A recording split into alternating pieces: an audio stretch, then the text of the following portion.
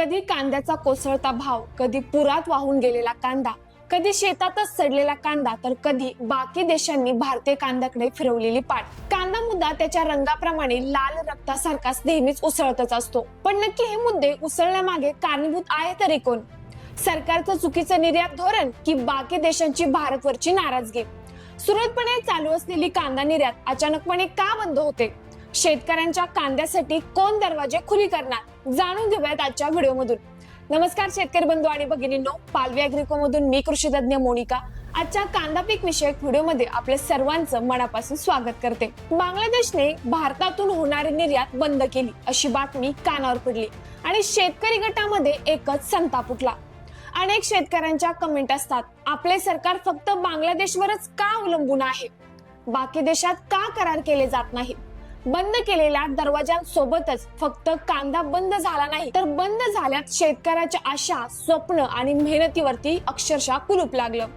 पुरेशी झोप न घेता दिवस रात्र राबून कर्ज काढून खर्च केलेल्या कांद्याला असा कवडीमोल बाजारभाव मिळत असल्याने आज येवला आणि लासलगाव येथील हजारो शेतकरी न्याय मागण्यासाठी आज रस्त्यावर उतरले आहेत. बांगलादेशने भारतातून होणारी कांदा आयात अचानकपणे थांबवून ठेवली आणि त्याचा पहिला थेट आणि जबरदस्त फटका बसला तो म्हणजे महाराष्ट्रातील कांदा उत्पादक शेतकऱ्यांना. मिळत असलेल्या भावामध्ये साधा खर्चही निघत नाही असा आक्रोश करत आज शेतकरी रस्त्यावर उभा आहे.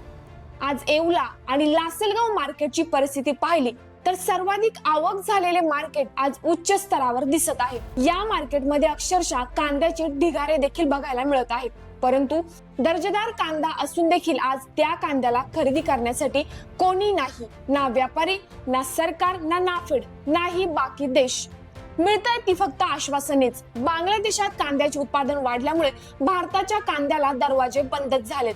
हे जरी कारण सांगितलं जात असलं तरी प्रश्न असा आहे की आपल्या देशातील शेतकऱ्यांचं संरक्षण करण्यासाठी कोणतीही ठोस व्यवस्था का नाही? भारत आणि बांगलादेशचे संबंध पूर्वीसारखे राहिलेले नाहीत, पण त्याचा फटका शेतकऱ्यांनाच का हो? परराष्ट्र धोरणातील बदल, आंतरराष्ट्रीय व्यापारातील निर्णय याची किंमत नेहमीच शेतकऱ्यांनीच का चुकवायची? सरकारला कांद्याच्या निर्यातीवर निर्बंध लावायला वेळ लागत नाही, पण संकटात सापडलेल्या शेतकऱ्यांसाठी तत्काळ मदत द्यायला मात्र हात आखडता घेतला जातो. आज कांद्याच्या शेतात उभा असलेला शेतकरी फक्त पीक पाहत नाही हो, तर तो आपल्या कुटुंबाचं भविष्य, मुलांचं शिक्षण, वाढतं कर्ज आणि मोडत चाललेला आत्मसन्मान पाहतो आहे. कांदा विकला गेला नाही तर घर चालणार कसं? कर्ज फेडणार कसं? पुढच्या हंगामात शेती करायची हिंमत तरी कुठून आणायची? हे प्रश्न कुणालाच ऐकू येत नाही का? म्हणूनच आज कांद्याबरोबर शेतकरी रस्त्यावर उतरलेला आहे. हा प्रश्न केवळ कांद्याचा नाही तर शेतकऱ्यांच्या अस्तित्वाचा आहे.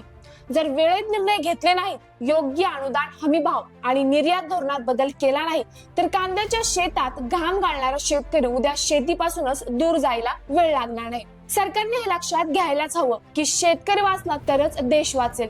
कांद्याचे दरवाजे बंद झाले असतील पण शेतकऱ्यांच्या जगण्याचे दरवाजे बंद होऊ देऊ नका. हीच आज प्रत्येक कांदा उत्पादकाची, प्रत्येक शेतकऱ्याची सरकारकडे हाक आहे. शेतकऱ्यांचं म्हणणं अगदी साधं आहे. मागच्या वर्षीपर्यंत सर्वाधिक कांदा बांगलादेशने आयात केला.